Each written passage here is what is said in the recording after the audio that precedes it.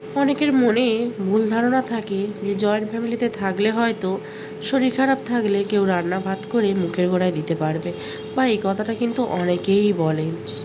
কিন্তু যে যাকে নিয়ে সংসার করে, যাদেরকে নিয়ে সংসার করে, তারাই একমাত্র কিন্তু এই জিনিসগুলো বোঝে। সব কিছুরই যেমন সেরকম সুবিধা আছে, তার মধ্যেও কিন্তু সেরকম অসুবিধাও আছে। কেন বলছি এই কথাটা?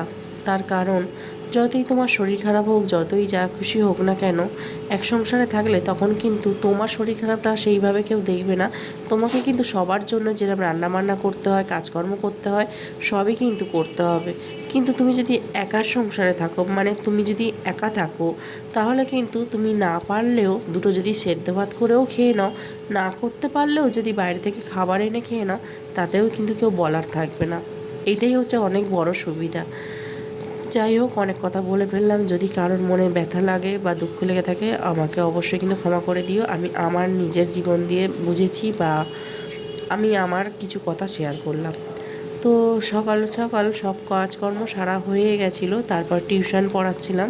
তো বাচ্চাদেরকে ছেড়ে দেওয়ার পর একটুখানি শুয়ে রেস্ট নিচ্ছিলাম, কিন্তু শুয়ে রেস্ট নেওয়ার কি আর সময় আছে? সংসারে এবার হচ্ছে কাজকর্ম বলতে রান্নাবান্না আছে, সেই সব কাজকর্মগুলো তো সারতে হবে। তাই চলে আসলাম। এসে দেখছি যে কিছু কিছু জিনিস ঢালতে হবে, মানে বাজার থেকে নিয়ে আসা হয়েছিলো মশলাপাতি। তো সেইগুলো আগের দিনকে নিয়ে এসে রেখেছিলো, কিন্তু ঢালা হয়নি, শরীরটা খারাপ ছিল বলে। তাই এখন বসে বসে এগুলো ঢালতে বসেছি। কালো জিরা, সাদা জিরা, ডাল। যাই হোক, সকালে টিফিনে বানানোর জন্য আজকের আমি পাস্তা নিয়েছি। তার কারণ ছেলে মেয়েটা দুদিন ধরে খুবই বায়না করছে যে মা পাস্তা বানিয়ে দাও। আর সত্যি কথা বলতে বন্ধুরা, বিকেলের দিক থেকে সন্ধ্যের দিকে আমার কিন্তু সেইভাবে সময় হয় না। শনি রোববারটা ছুটির দিন, তাই তখন হচ্ছে আমি ওদেরকে নানান রকম জিনিস বানিয়ে খাওয়াই। কারণ আমি পড়িয়ে বাড়ি আসতে আসতে আমার প্রায় 9টা বেজে যায়। তো সেইভাবে টাইম পাই না। করে দিই, বাট সেইভাবে হয়ে ওঠে না। তাই হচ্ছে চেষ্টা করি যে শনি রবিবার করে ওদের সমস্ত রকম, ওদের যা যা মনের ইচ্ছা সবই পূরণ করার জন্য। তো যাই হোক, আজকে ওরা যেহেতু ঘরেও আছে, এখন গরমের ছুটি, স্কুল অফ, তাই ভাবলাম সকালে একটু পাস্তা বানাই। তো দেখো, পাস্তাটা খুব সুন্দর করেই কিন্তু বানিয়েছি, খেতে কিন্তু দারুণ হয়েছিল। তো মেয়ে এখনও বাড়িতে ফেরেনি, তাই ওর জন্য রেখে দিয়ে, আর এখানে দেখো আমার জন্য আর আমার ছেলের জন্য একটা জায়গাতেই নিয়ে নিয়েছি।